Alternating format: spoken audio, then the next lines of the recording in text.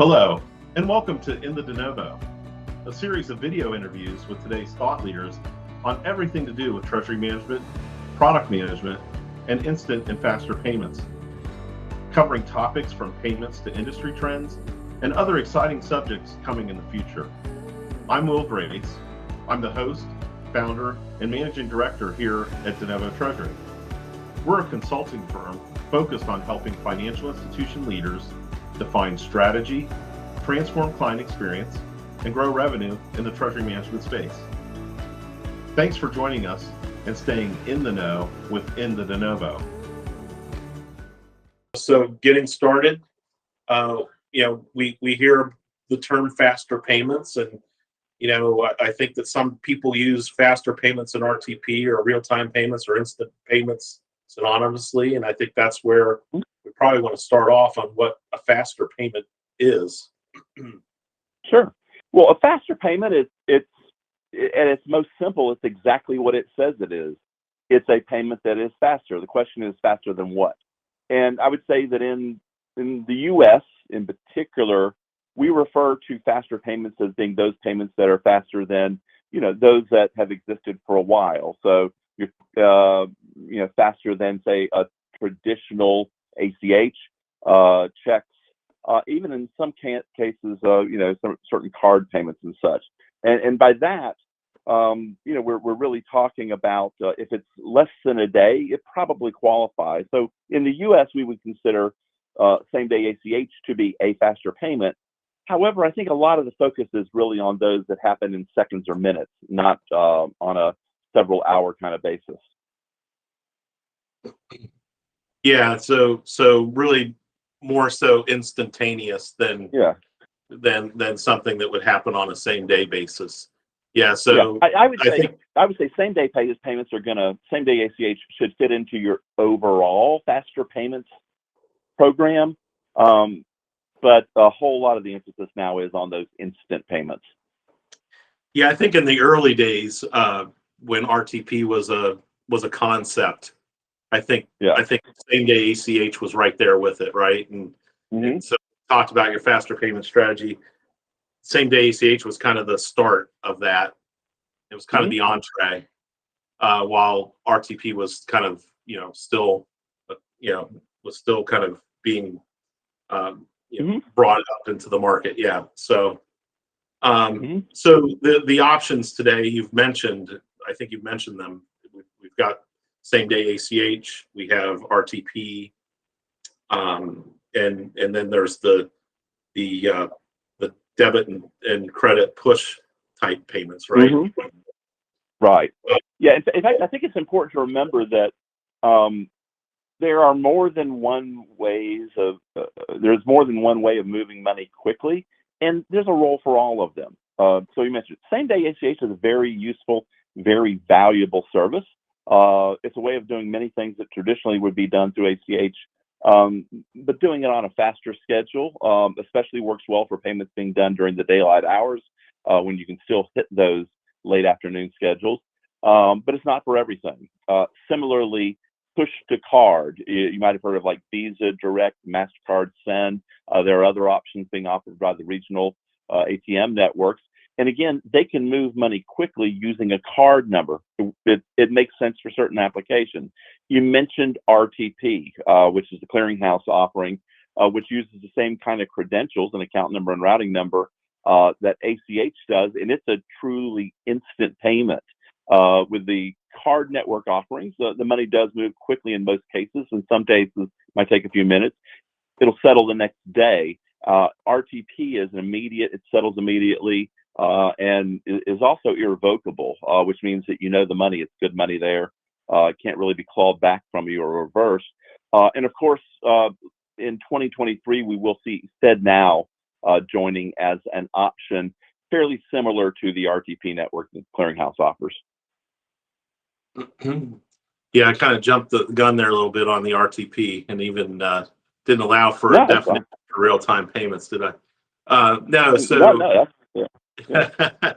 Yeah, and when it comes to those, a lot of times it's the attribute, the characteristic of what you're looking for in the payment type, right? That kind of drives which one of the payment rails you want to use. Is the way I kind of think about this, because you said that there's a perfectly good time and when a same day ACH makes sense. Yeah. Well, first of all, RTP is new. And, right now it reaches most of the folks in the country, but there's still folks you can reach through ACH and you can't reach through RTP. It's a way of getting to those. In some cases, you have something where you're using ACH. You want to move something a little bit faster. It's a fairly easy transition. But what it doesn't have is it doesn't have that immediate clearing and settlement. And also, one of the key differentiators is that if you're looking at something like RTP, you immediately know that it was a good payment, whereas the regular return cycle could come into effect with ACH. One other thing, if you want to make a debit, ACH same day ACH offers same day debits. With RTP, there's something that can be used in a lot of the same situations. It's a request for payment, but it's different from a debit, and so a lot depends on what you want to do. And then when you're talking about the card network options, a lot of the differentiation there is just what kind of routing information are you going to get. If you already have stuff that works for ACH, that's going to work well with RTP. Or if account numbers are what you need, again, that works with RTP. If it's easier for you to get a card number, then you might want to use one of the push to card options. Of course, that's going to be more prominent for consumers than it would be for payments to businesses, even small businesses. Yeah, that's a good point. So if we focus on RTP and FedNow, and we go back to 2017, I think was when the first payment was exchanged between, wasn't it BNY Mellon and who was the other bank that was involved with that? US Bank. Okay. Yeah. BNY Mellon sent a payment for $3.50 to US Bank. There you go. Right at closing time. It was 4:59 Eastern time. and so going back to that, yeah. The second payment was made after typical closing time. U.S. Bank back to BNY Mellon, which is a good example of the fact that the after hours is an important part of what you're doing with these real time payments, which are 24/7. Huh. So. Interesting. I forgot that fact. And how would you rate the industry's adoption to date of RTP? You know what? I would say that in terms of expansion of the network, getting to a lot of places, we already mentioned that the majority of customers in the U.S. are capable of receiving an RTP payment. It's about 2/3 or so. I would say that it takes a while to get a new network going, so that's probably what one would have expected. I would say that the usage is where there's a lot more room to grow, and that gets back to the products. There's once a financial institution's on the RTP network, they can receive payments for pretty much all their accounts. To initiate payments, that's done through the various products and services that the banks are going to offer, and it takes a while to really make these products RTP ready. And so we're seeing a lot of use in some of your more traditional disbursement products, things where someone might have originally brought a file in, sent a lot of payments out through ACH. They're now able to also send these with RTP.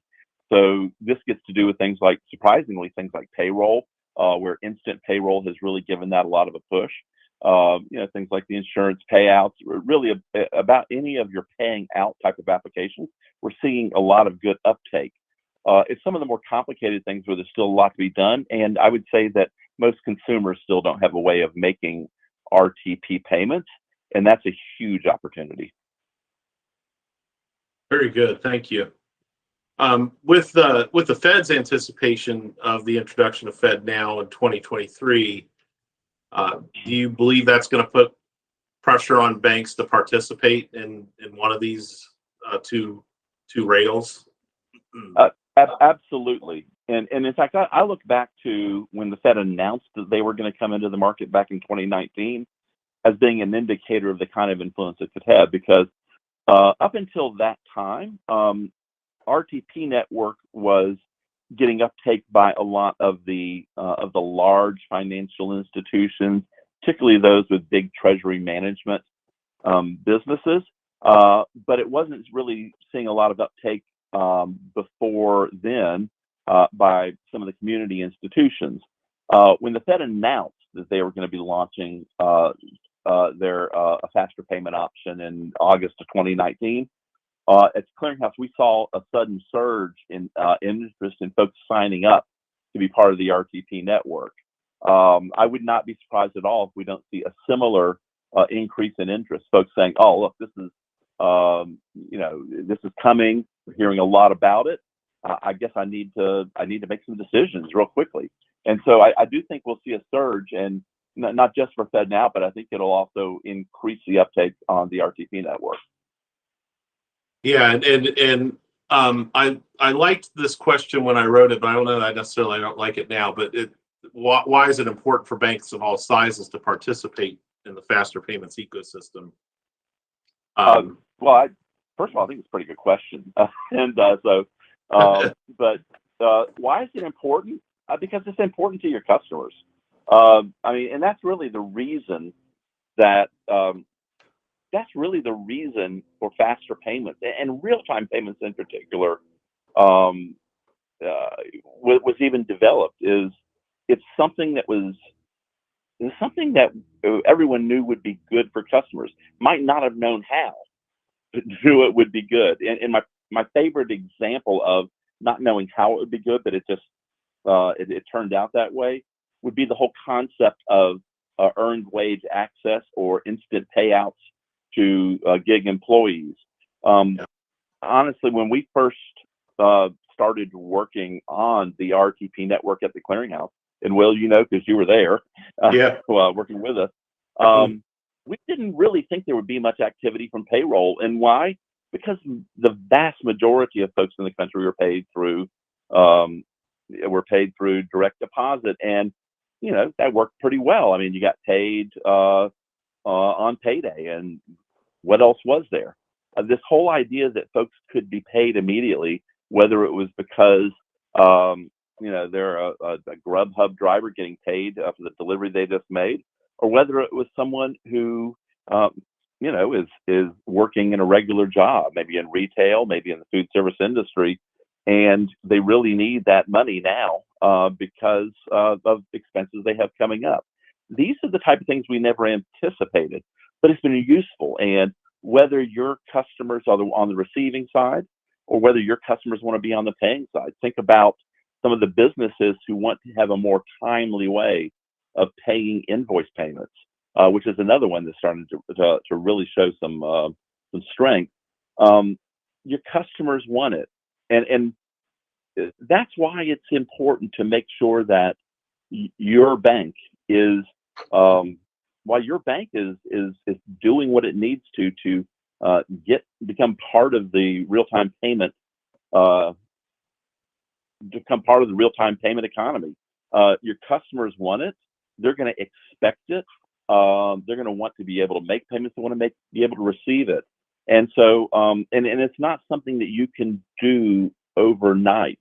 This takes time, and it's not just the technology, but you need to really think through how you are going to implement real-time payments, whether it's RTP, whether it's FedNow, whether it's both, because if you don't, you're going to start seeing yourself become less and less competitive, your customers becoming less and less satisfied, just because they're now expecting this. Yeah, no, it's the whole gig worker thing. I mean, that Grubhub suddenly created a competitive advantage, right? Yeah, paying their workers as soon as their shift ended. That was genius. and who knew? But that's right. The one thing to remember is if you're a financial institution, your customers know more about their business than you can. It's their business. They need to know that. Yeah. They'll know where the ability to make a faster payment, one that can be verified as being successful immediately, where that's going to make a difference. And you know what? That kind of creativity, you want to make sure that you're not holding your customers back. Because if you're holding your customers back, it's going to be holding you back. That's a good point. So when I think of the Fed's introduction of FedNow, it has me thinking of in similar situation with faster payments that could happen with, check and ACH and wire, where you've got the clearinghouse and the Fed with these competing systems, with EPN and NACHA and chips and the wire clearing and whatnot. Do you see that maybe happening long term with RTP and FedNow, where it's bifurcated by bank size, where really kind of RTP being a big bank network and FedNow being kind of for everybody else? Well, it's hard to really see how it's going to roll out. I like what Yogi Berra said about predictions. That predictions are hard, especially about the future, and that's the truth. And we already talked about the fact that nobody anticipated this whole idea of instant payments being useful for payroll. And so it's hard to see how it's going to roll out. We do see both large and small financial institutions on the RTP network. The last time when I retired, there were like 270 financial institutions. And with that many, obviously, most of them are smaller institutions, but it is pretty well deployed throughout all of the large institutions. I think that you'll also see a lot of the same large institutions are going to be on the FedNow network. If for no other reason, they want to make sure that they have options. And that's what we see also with most of the other payment networks we use. If you look, for example, at wire transfer, the institutions are on both chips, the clearinghouse offering, as well as FedWire. And there, the difference it has a lot to do with the kinds of ways it's being used.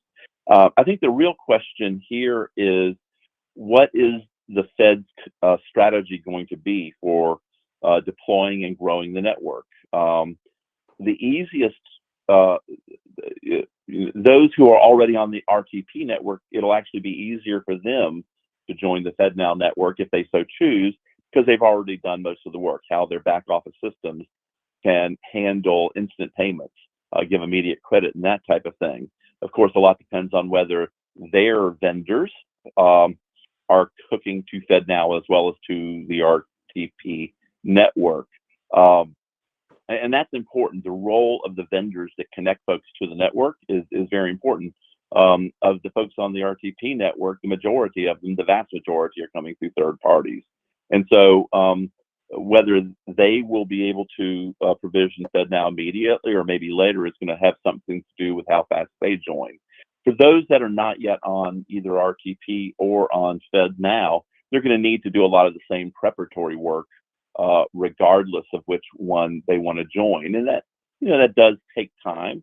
They'll need to work on the integration, but also some of the aspects of how you're going to make sure you're deploying in a way that works well for your customers. There's a lot of work to be done there. Obviously, initially the RTP network will have greater reach just because it's been out there longer and there's more folks. But I'm sure that the Fed is going to do a lot to make sure that they can expand their network as well. So when it comes right down to it, I think, yes, as we've seen with all the other networks that you mentioned, clearinghouse is going to be competing with the Federal Reserve, and they've done this in a lot of different areas. Whether there's a different characteristic who's on one network versus the other, it's hard to tell at this point, just because it's all so new. That's a good point. That competition's been ongoing for some time, and there has been banks that do use both of them. It'll be interesting to see how it all plays out. Yeah. Well, one thing, and this is probably important point to make, is that for most institutions, if you're a community bank, and your primary connection for RTP and your primary connection for FedNow are probably going to be the same vendor. And it's not like you're going to have to do a whole lot different to connect to one once you're connected to the other. And so if there is a difference in the span of the two networks, what institutions you can reach, I think we'll find a lot of institutions, especially those who want to facilitate payment by their customers, are going to end up joining both, mainly because the additional effort to join the second one won't be as much. But again, that's something we'll need to see. It sounds like there's a lot more on the back office infrastructure side that needs to be considered, especially for these community banks that probably don't operate in a 24/7 environment today. Absolutely, yeah. It's something that we'll need to consider when we're talking to these banks. Well, the interesting thing we found is that it's not so much the processing as the customers are going to expect things like customer service. They'll know immediately if there's something wrong, like they sent a payment in error or whatever, and they're going to want to dispute it immediately. And it's those kinds of things where you're going to find it more the customer interaction than the actual processing. Unlike, say, an ACH window, where you typically have folks who are, in your operation who are initiating the windows and things like that. 24/7 is 24/7. It's all automated. The key is really more a matter of being able to respond to customer expectations. That's good to know. That's a big deal. So when it comes to faster payments, regardless of the rail, RTP, FedNow, how would you recommend a community bank get started, thinking about this?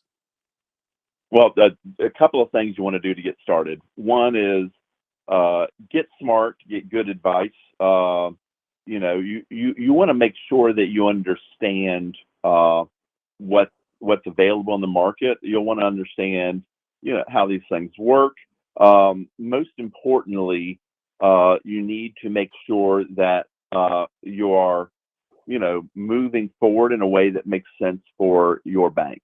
So, for example, a lot will depend on what your customer base is. How much of it is retail, consumer versus businesses, and the size of the businesses. Will have a big difference on how you move forward. Probably, as much for what kinds of products and services you're going to offer. Once you are on the network, you can receive, but then how am I going to enable my customers to make payments?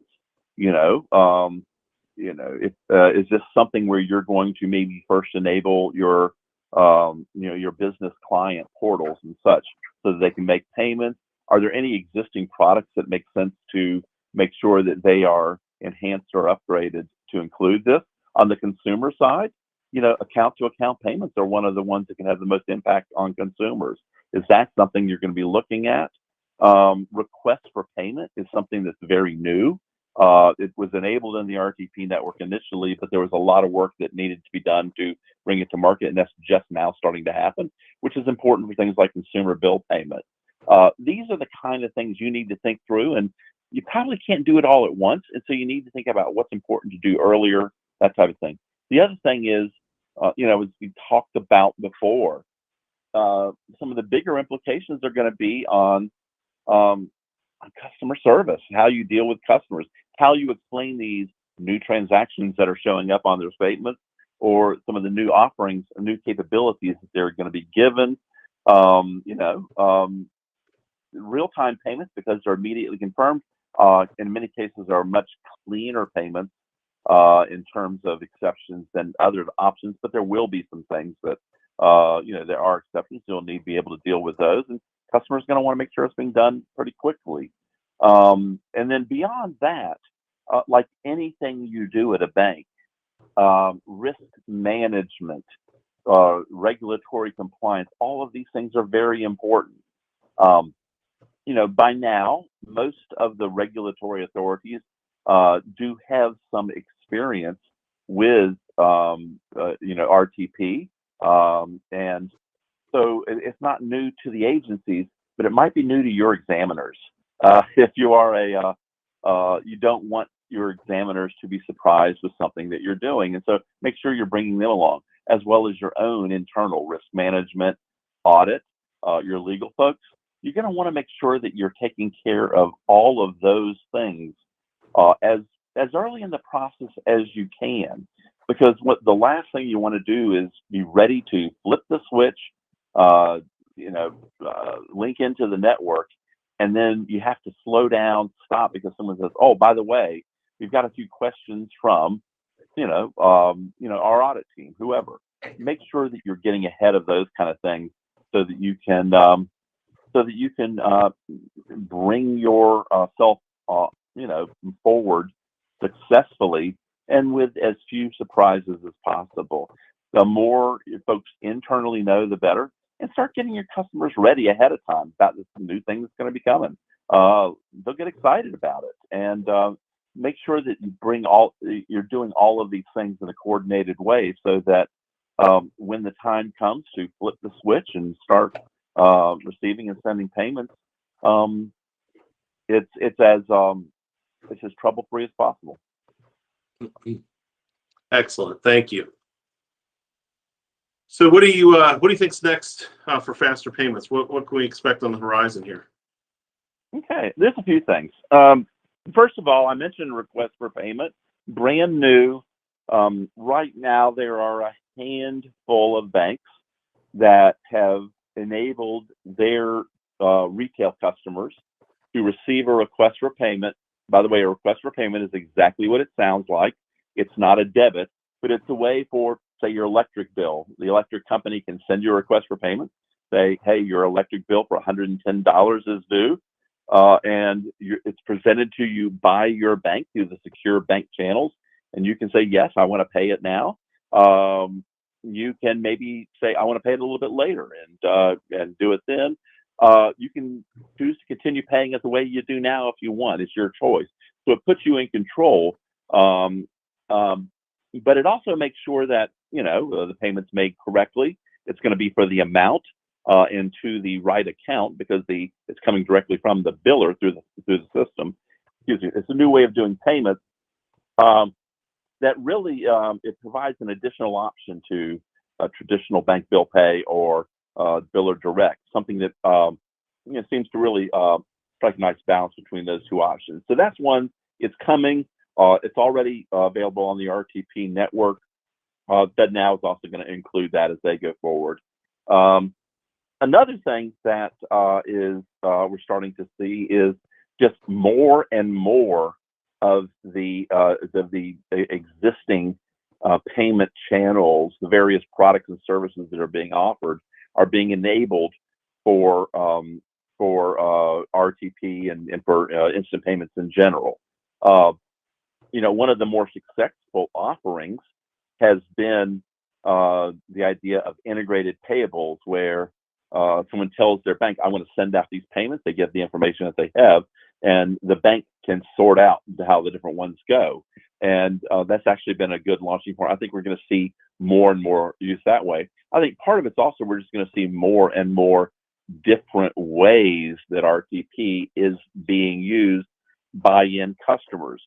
More consumers being given the opportunity to make these RTP payments. So I think that's another thing. More just from a continued growth of the existing service. And one other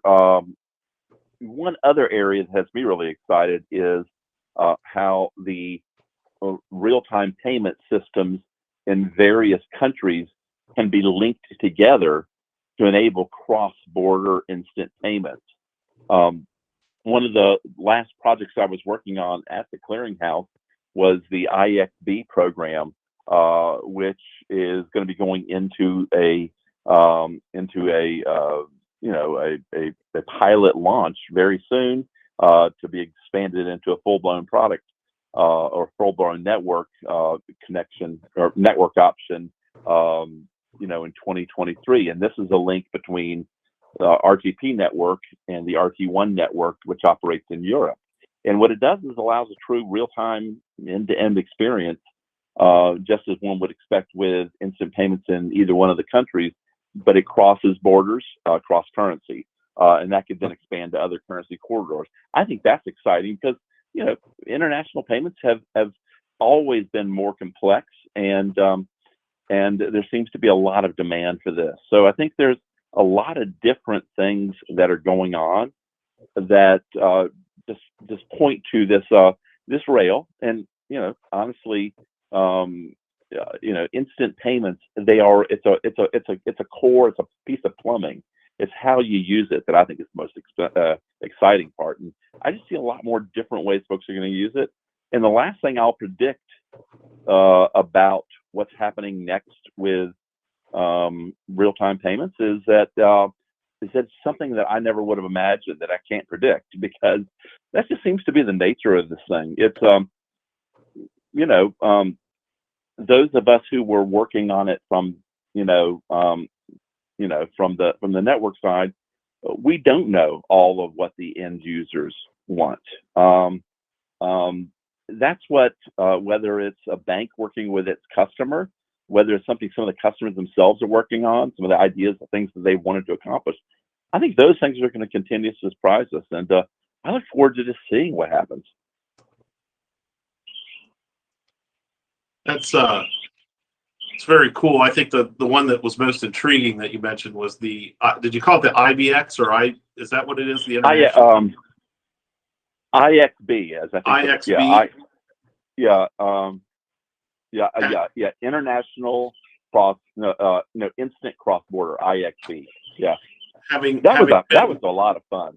Well, having been a wire product executive for a number of years, all the lifting fees that used to come off of those damn wires, all the people that put their hands on those when it was cross border, by the time it got to its destination, and you could never predict exactly those fees, even though you had to try to, right? You had to disclose. But it just seemed like there was always like one extra hand that got in there. And think about it. You run a wire operation.